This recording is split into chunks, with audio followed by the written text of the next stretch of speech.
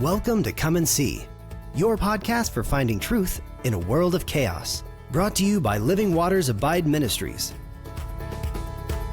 With host and founder, Richard Case, and co-host and retreat leader, Kathy Rocconi. Join us every weekday at this time to discuss news, spend time in the Word, and receive answers to your personal questions about living life in God's truth. And now your host, Richard Case.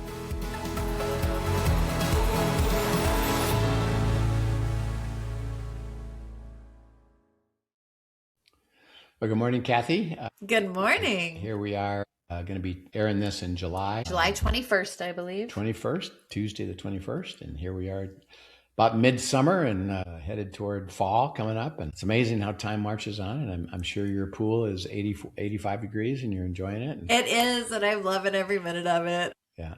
Last time we talked about rest. And I think the one thing that Linda and I, we were kind of blessed with even when we were young believers, without even fully understanding it, is when we got pretty good at resting. That we did understand Sabbath. We took regular vacations. We would do, even we had little kids. She and I would go away, and then we'd have a family time. And when we went away, we just had people take care of the kids. Every quarter, we would go away for a weekend, even when we were broke, and we would go to these cheap hotels just to get away from the house. Right. And relax, get away from everything. And I was a young executive, didn't have the burden of email and text and all that kind of stuff. Right.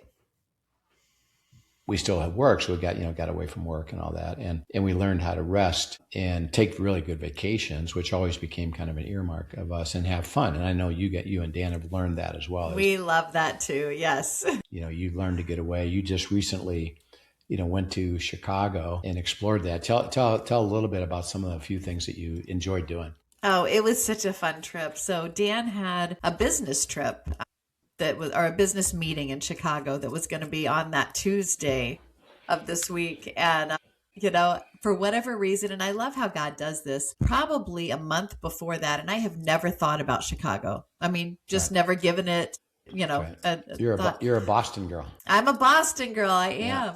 But never really crossed my mind. And probably a month ago, for whatever reason, it's come up for whatever reason, because God does this.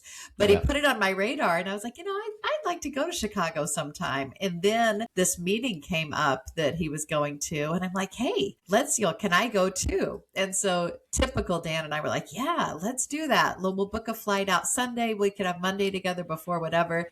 And then as we get talking and praying about it, next thing we know, we're flying out Friday. We've extended the week. So we got to have several days ahead of the meeting, just the two of us. And oh my goodness, it was just so much fun. And I love that God even had given me a heart to explore Chicago. And then He turned around, we talk all the time about Psalms 37, delight yourself in the Lord and He will give you the desires of your heart. And I honestly think this was kind of one of those examples where you see, not only does He give you the desires of your heart, like He loves to deliver them and loves to give good gifts to His children, but He gives you the desires of your heart. He places them within your heart, because He placed a desire for going to Chicago in my heart, and then turned around and gave us an opportunity. And so it's such a picture of that. But we did, we're telling our age with this for sure, but anyone who knows us will laugh at this. We did that perfect balance, which we like to do on a trip, of having some adventure planned and then having some scheduled downtime, really. Yeah.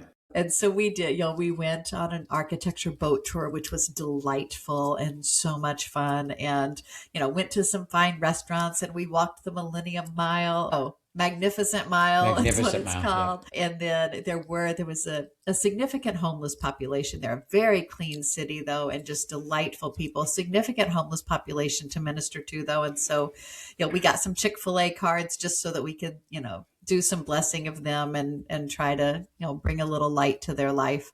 And so did a little bit of that as we went and just enjoyed all of that. And then the day that we were scheduled, I think this is the story you wanted me to share, because it's just comical, Dan and I, but we were scheduled to go to Wrigley Field and go see the Cubs play. The rest of the trip was perfectly sunny and beautiful. That particular day, it was raining morning till night. never stopped raining. And we're like, okay, well, if we can just get one inning in, that'll be great. Then we'll go back and relax and whatever. And so we go down to this Armitage area to shop around and have fun. We found some of the most delightful donuts you've ever put your mouth on. Had some fun down there, and then got a notice as we were about to catch an Uber to Wrigley Field. Got a notice that the game is postponed until August 6th. So, by the way, side note, any listeners who live in Chicago, if you would love to go to the Cubs Toronto Jays game, Blue Jays game August 6th, let me know, because we have 2 tickets.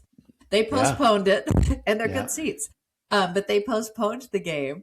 And so we kind of laughed, and we're like, okay, so, reboot here. What do we want to do? And felt like it was a great time to go visit the Art Institute of Chicago. And this was just one of those surprise sleeper delights that God had for us, because I am a huge fan. My favorite artist is Monet. And we walk in, and there is a gallery full of, Van Gogh is in there too, and Renoir, and all of this. Some fantastic paintings. Yeah, they have a fantastic impressionist. It was incredible. Gallery. But there were 33 Monets in that gallery. Yep. And I was in heaven. It was just this surprise delight. And so we enjoyed that for a few hours. And then literally at 3:30 in the afternoon, we're like, hey, do you want to go back? We're staying at a nice hotel in downtown, and it's raining. And we're like, let's go back. And we literally put our pajamas on at 3:30. Crawled into bed, watched movies together, played some board games together because we had brought some cards and stuff with us, and ordered pizza to the room, and just had a delight just being together like that, and kept the windows open so we could see the city skyline in the rain, and just rested and relaxed even in that. And then the next day we rented bikes. It was beautiful and sunny again, and we biked along Lake. What lake is that? That's Lake Michigan, right? Lake Michigan, yeah. Yeah, which looks like an ocean, by the way. That's not what lakes look like in New Hampshire. In New Hampshire, you see the other side of the lake, and you see trees all around it. It looks like an ocean. It's 26 miles across to Michigan. It's huge. But so we had fun e-biking down there to the zoo, ate at a lakefront restaurant, and just had a delightful time. But really, we did that mix of every day doing like 1 or 2 fun activities, and then scheduling in time that we're just going to sit and be and read a book and enjoy laughing and playing games and completely unplugging. I am a fan of turning your phone on silent. So thus, a lot of times people call me and they're like, you never answer your phone. I'm like, yeah, I just don't keep my ringer on. Right. I don't really want to know that people are trying to reach me. And when I have time to talk to you, I will. That's right. And so we really enjoyed that whole thing, but it was so refreshing. And then, of course, he had his meeting on Tuesday, and I got to sit in a delightful garden and do some work of my own during that day. So that was really nice. Yeah. And again, when you rest, recreate, break, your whole mind goes in a different place, and you enjoy it. Of course, you've learned it. God has transformed your identity, so you're already living in that freedom of that. But continually taking breaks, keeps reminding you of that. And I'm discipling some people right now that are in the middle of very, very deep identity issues, but because of summer, they have an opportunity to kind of go on a little trip. So I just said, okay, now. Go on the trip. Don't think about anything, and just every day enjoy this new space, this new different thing you're doing with your kids and your husband and wife, etc. And so they did. Came back, and my question was, tell me what you enjoyed about that. And they go through similar what you just shared. We had this, and they're not talking about they came back to, hey, I still have these issues, but I did experience a different thing. And I recognize I had a little bit of freedom with that, and God says, that's why breaks and learning to do this is so critical, is it starts to rewire, like you said, the pattern. And because keep practicing that, because it's a piece of the transformation, right, to do that. And I got a little funny story about, because I know you rented e-bikes and you've enjoyed e-bikes. Well, Linda, I love them. Yes. Linda, she's seen e-bikes, and I think I would like it. And yeah, she even checked mine out when she was here last time she was in town here. Yeah. And we had, when we came back from our retreat, a leader retreat, we went to Vail for our anniversary, and I had already ordered her an e-bike. And she said, yeah, maybe I should try one out, and so we did. But this is a surprise for her. Yeah, she doesn't know that you've already ordered it. Right? No, she didn't know that, and so she tried it out, in Vail. We went up the pass and stuff, and ooh, this is cool, I can do this. And yeah, maybe we should get one someday. And maybe, I said, pretty expensive, and well, maybe I could rent one once in a while, I'll think about it, and then that night we went to dinner. And I'd already written this card out, and at the back of it, I said, turn it over. And I said, I purchased you an e-bike. I love that. Oh my gosh, how fantastic is this? And so we came home and set it up, and it's got a screen to it. And on the screen is, you hit this QR code. And so I could put it on the phone, and you can do a bunch of stuff with the phone. So we do that, and a guy sets it all up. Get the QR code set up. It's on the software on the phone, it works. So we take it home, and then she goes to use it, and that it says, get your phone hooked up to this QR code, which we already did. And so I went and looked at the software. Hey, it's working, but we can't see anything through the screen, and the software must be broken because it says check this QR code. And she said, well, it won't work. And I said, I think maybe it could, but okay. So I load it back up and take it down to the bike shop. And the guy the owner of it, who I'm kind of personal friends with, and he's the guy that takes care of my bike. I got a road bike, and he sold me this bike. He said, well, he sends one of his little technicians, and the technician is like 20 years old. Of course. And so he go fix Mr. Case's, problem with his screen, So we come out, and the kid looks at it, and he says, well, Mr. Case, he said, I got a real easy fix for this. Oh no.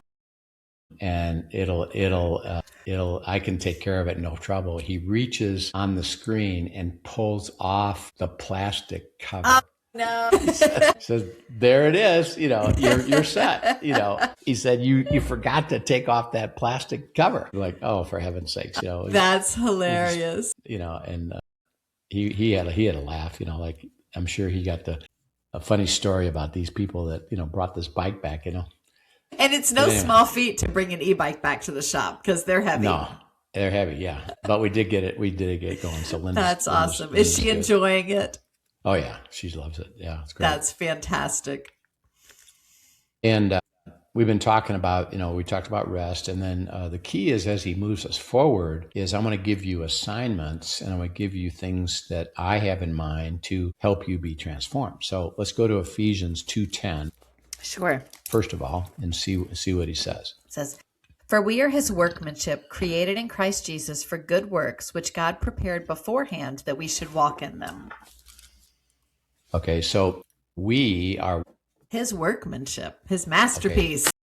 Okay, now keep thinking, remember, and this is how beautiful the scriptures are, because it applies in so many different ways, but our subject is identity. If we are his workmanship, then our identity is whose? It's his. It's his. See, he says, I'm working day by day, week by week, month by month, year by year, to have you receive your true identity. And that's a workmanship activity of mine, God speaks, that I'm guiding you into, and let me do it, because I, God speaking, want to have you enjoy freedom. I want you to enjoy life. I want you to have joy. And it's all about how we think, that if we're trapped with our stuff, it's hard to have joy. It's hard to have freedom. He says, so you are my workmanship.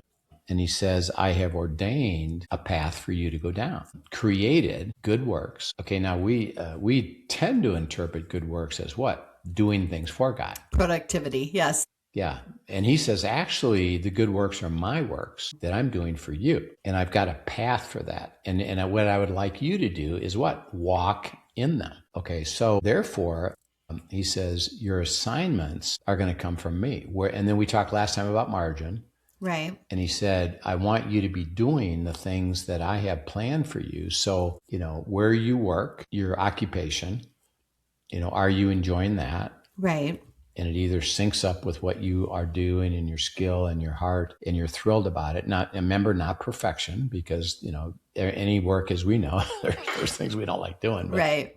But fundamentally, yeah. Or you got a heart issue, and you have a boss that maybe, isn't as pleasant as he could be, but you still can enjoy it if I show you how to function through that. So I'll tell you where to go. I'll tell you how you and your spouse are to live life and what your assignments are going to be, which, by the way, could be, and I've got a situation right now where there's some complications in this one person's life, and it's causing her a lot of trouble. And God is saying, I want you to end that relationship at the moment because it's toxic for you. And my assignment is for you to not be engaged here, but go this way because I'm going to change your identity. And she identified as, yeah, but this other person's not going to like me.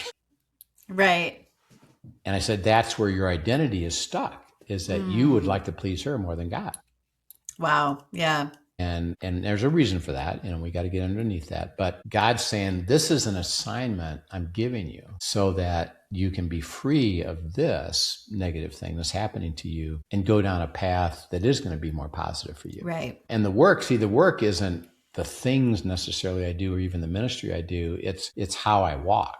And where I walk and what things I get involved with. And so he says, you are my workmanship. I've created a path for you to be transformed into the fullness of my workmanship. Walk that way. And so the question that all of us should be, we'll actually be coming up here in another few sessions about a change that you're going to have, that God says, well, here's a path that I now want you to walk in. Right. Well, it'll provide freedom, it'll provide joy, it'll provide fruit. And are you willing to walk with me because I know what I'm doing? Right. And he's trustworthy. Yeah, and we'll share that here in a couple sessions. But you're willing. Well, I'm going to walk that way because I want to enjoy being his workmanship, and I know what that's doing for me, and the things that he provides for me to do, to be part of, are going to be exciting, are going to be adventurous, it's going to be thrilling, and why not? Why would I not? Because I want to walk that way. And then he says that what you do is you have to discover, what I'm doing. So go to Colossians 1:9-12. Did you want to hit the Psalms 90 verse? Yeah, you can do that if you want to do that first. Yeah. Psalm 90:12-17. It says, so teach us to number our days that we may gain a heart of wisdom. Return, O Lord, how long? And have compassion on your servants. O satisfy us with your mercy that we may rejoice and be glad all our days. Make us glad according to the days in which you have afflicted us, the years in which we have seen evil. Let your work appear to your servants and your glory to their children. And let the beauty of the Lord our God be upon us, and establish the work of our hands for us. Yes, establish the work of our hands. Yeah.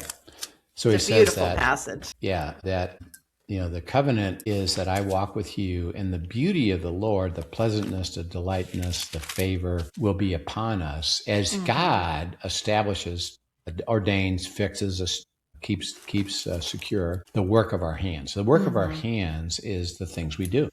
Right.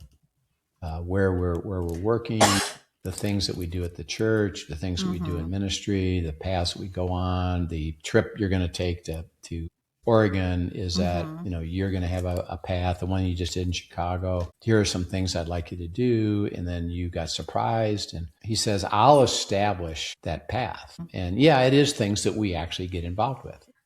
So it's not passive, and we're not monks, just sitting around meditating all day, but rather we are occupied with the things of the beauty of the Lord as he establishes it. And the question is really simple. Are you enjoying it? And that means both the work itself, but most of it is through the mind. Am I stuck in negative things that prevent me from enjoying it? If I was healthy, I would enjoy it, but I'm not healthy. He said, yeah, let me walk you into things that will bring healthiness to you. You are my workmanship. Okay. And then go to Colossians 1:9-12. He said, this is how you walk. Colossians 1:9-12. It says, for this reason, we also, since the day we heard it, do not cease to pray for you and to ask that you may be filled with the knowledge of his will and all wisdom and spiritual understanding, that you may walk worthy of the Lord, fully pleasing him, being fruitful in every good work and increasing in the knowledge of God, strengthened with all might according to his glorious power for all patience and long suffering with joy, giving thanks to the Father who has qualified us to be partakers in the inheritance of the saints in the light. Yeah. So he says, as you ask me, be filled with my clarity for you that you understand my will, which is what path I have you on. Here's what's something I'm going to direct you toward. And you have wisdom, you have understanding, you will bear fruit because you'll be very fruitful. And one of the fruit will be my transformed identity. Because transformed identity, see, this is, keep thinking this way, is it's actually true. It's not you should dream up something. It's no, this is how I see you and this is who you are. I want you to move into that identity really.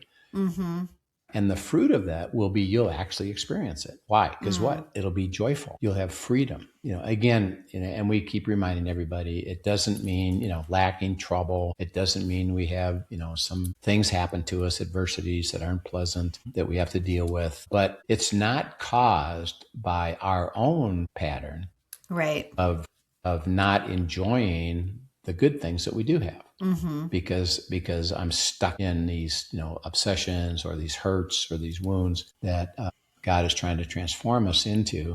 And he said, the fruit of that will be, if you know my will, it'll be a step-by-step process. So it'll be the work that you do. It'll be where you spend time in the Word. It'll be resolving issues along the way where you start to see, this is how it works. Like, for example, we talked about Paul here a couple of days ago. He said something in Philippians. He said, I've learned one important thing. And Paul learned a lot of things, but he said, there's one really, really, really important thing I've learned. Forget the things that lay behind and press on to the high calling of Christ Jesus. Okay, now the word learn is critical. It implies process for sure, right? It took a while for me to learn it because I was stuck, Paul speaking, in things of the past that bothered me, that how come and why not? What do I do? And how do I overcome this? He said, you know what I learned? Let it go. I can just let it go. I don't need to be obsessed by it, which is what my personality was. Right. But I learned through walking with God, I can just let it go. And okay, now what? See, what did that produce? Freedom. Right. He lives in joy. And he expressed it. Hey, I had a lot of hardship. But it never took away my joy because I learned what that meant. And I learned what that was like because my thinking was free. Right. And that's what what God is saying here is let me establish that path, the things I want you to be involved in and the experiences that you'll learn, like, for example, forgiveness, which is, why can't I forgive them? Well, because they've hurt me to such a level that I can't. And God says, well, walk with me and I'll free you up with that issue and your identity will be transformed.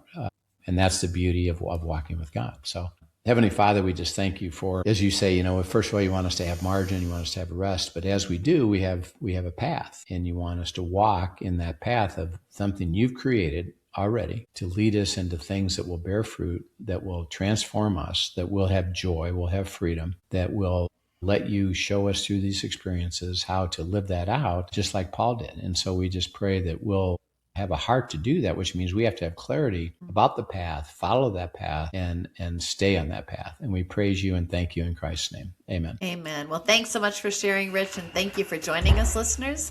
If you have questions from today's broadcast, send them in to us at questions@abideministries.com, and we look forward to seeing you next time. Yep, we'll see you then. Thank you for joining us for today's episode of Come and See, your podcast for truth in a world of chaos. Brought to you by Living Waters Abide Ministries. Send us your questions and comments and tune in tomorrow for more answers to your personal questions about living life in God's truth. Remember, God's will is best and none better. His truth brings peace in this world of chaos.